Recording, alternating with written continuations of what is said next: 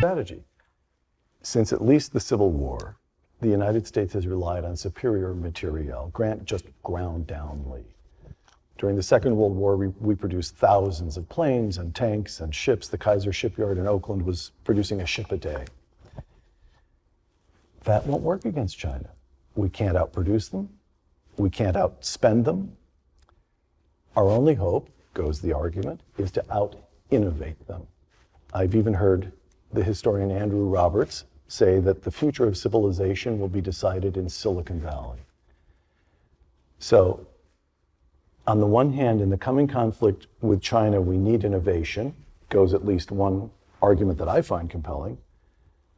But we ourselves, to some extent, as you just were suggesting, have locked down innovation. This is a serious pickle.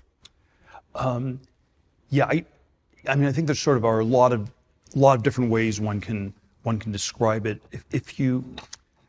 I worry that if you frame it simply as a conflict between the United States and China, that is almost self-defeating. Where probably China has 4 times the population, so we would have to really out-innovate them, and we have to really block them from stealing any of our innovations to win a conflict where it's that lopsided, 4-to-1 on population.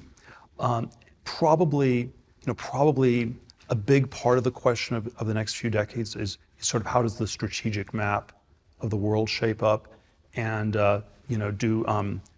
maybe China can beat the U.S., but it probably can't beat the whole world. And there is sort of a question whether there's something about the communism in China, which is it's nationalistic. It's a socialism. It's a socialism of a nationalistic sort. Right. And it's extremely racist. It's extremely xenophobic.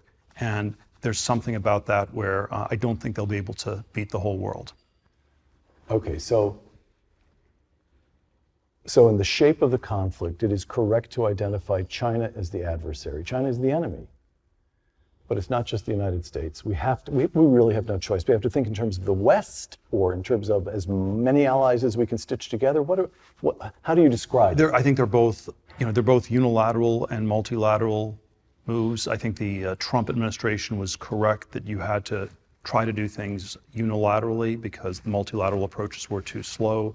I think the Biden administration is correct that at some point, you also have to try to do things more multilaterally.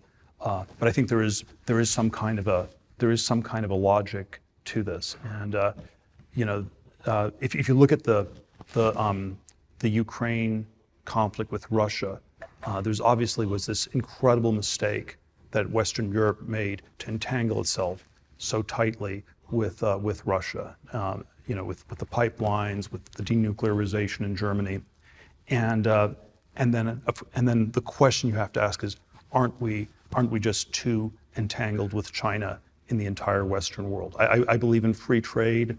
I'm not in favor of tariffs, but I would make an exception for our one massive geopolitical and ideological rival. All right.